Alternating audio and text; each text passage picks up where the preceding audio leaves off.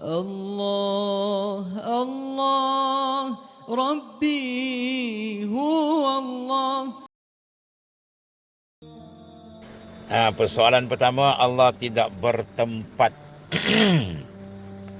Allah Ta'ala tidak memerlukan tempat. Tidak sebagaimana makhluk. Kita makhluk semua memerlukan tempat. Sebab kita adalah makhluk. Adapun Allah bukan makhluk. Dia adalah Khalik, pencipta. Khalik mana? Allazi khalaqah, yang menciptakan. Adapun kita makhluk. Iaitulah allazi khuliqa, yang dicipta. Maka pencipta dengan yang dicipta sudah tentu tidak ada sedikit pun barang persamaan. Allah cara dia, kita makhluk semua cara kita. Tiap-tiap sifat kelakuan yang layak dipakai oleh makhluk, maka Allah Ta'ala mukhalafah. Allah Ta'ala tak semua. Laisa kamislihi syai'un. Allah Ta'ala tak serupa dengan sesuatu pun.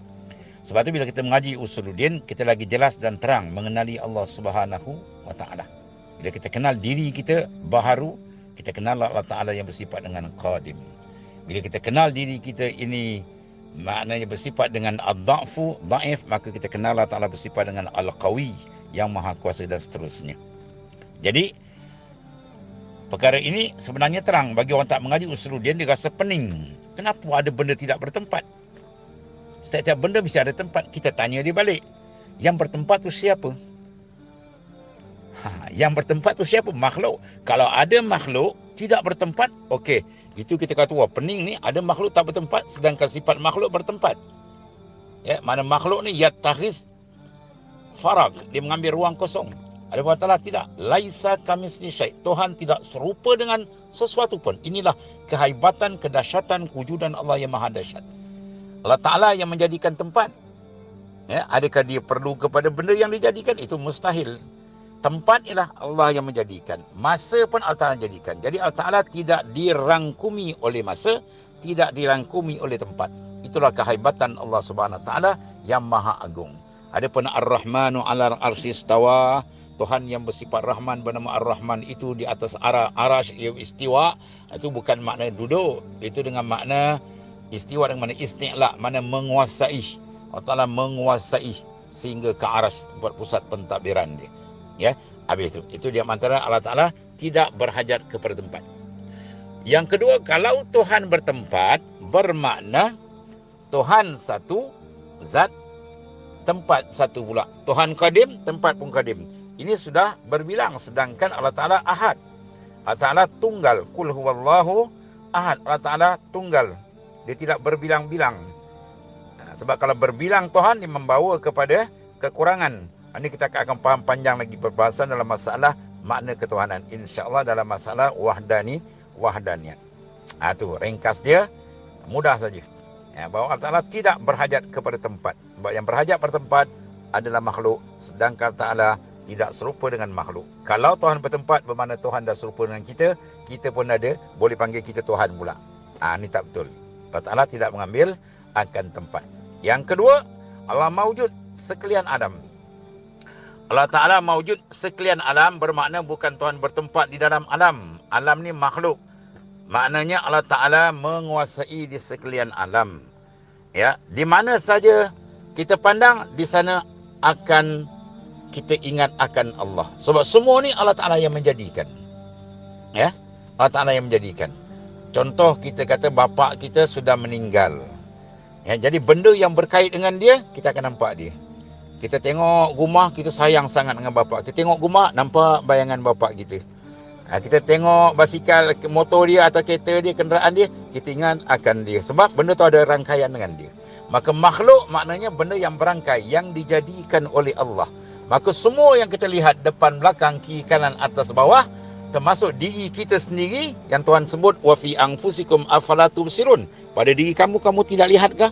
Bermakna dalam diri kita, zahir dan batin, ini semua dipanggil mazhar, cermin untuk memandang kebesaran Allah. Bila kita tengok dalam cermin, kita akan nampak wajah kita. Dengan syarat cermin itu bersih. Bila boleh hati itu bersih, dia tengok saja pada makhluk, diingat kepada Allah Ta'ala. Itu mana Ta'ala yang mawujud pada sekalian alam. bukan makna maujud Tuhan ada di kanan, di kiri, atas bawah, bukan. Ya, mana Tuhan tidak dirangkumi oleh tempat dan masa. Makna maujud di sini maknanya Allah Ta'ala, kita akan dapat merasakan kewujudan Allah di mana saja kita memandang. Ya, itu sebab disuruh kita buat muraqabah. Di antara dia kalau dalam Naqsyabandiyah, tarikat Naqsyabandiyah, dia ada muraqabah ma'iyah, muraqabah ahadiyah. Ya, wa huwa ma'akum aina ma kuntum. Wa huwa ta'ala ma'akum, serta kamu di mana saja kamu berada. Ya, berserta tu makna apa? Berserta tu dengan ilmunya, kekuasaan dia.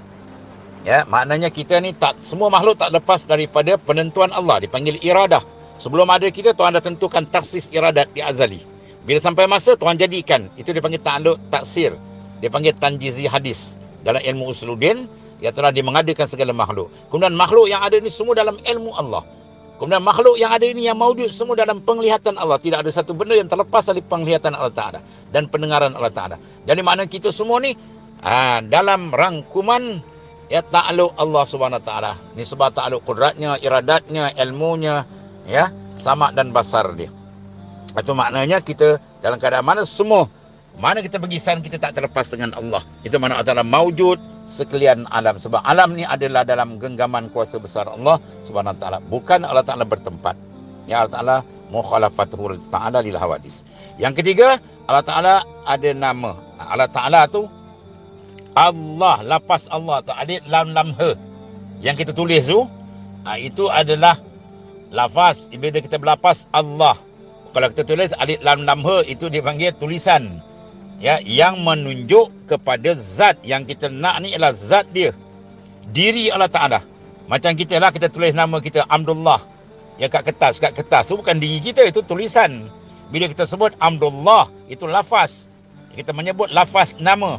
Bila nama, dia menunjuk kepada musamma. Apa musamma? Aizat. Jadi nama tu Abdullah menunjuk pada seorang yang bernama, diri yang bernama Abdullah. Begitulah makna kita mudah faham. Bila sebut Allah, kita terus tahu bahawa ada zat yang bersifat dengan segala sifat kamalat, kesempurnaan, yang wajib kita mengenal akan dia. Itu cara ringkas.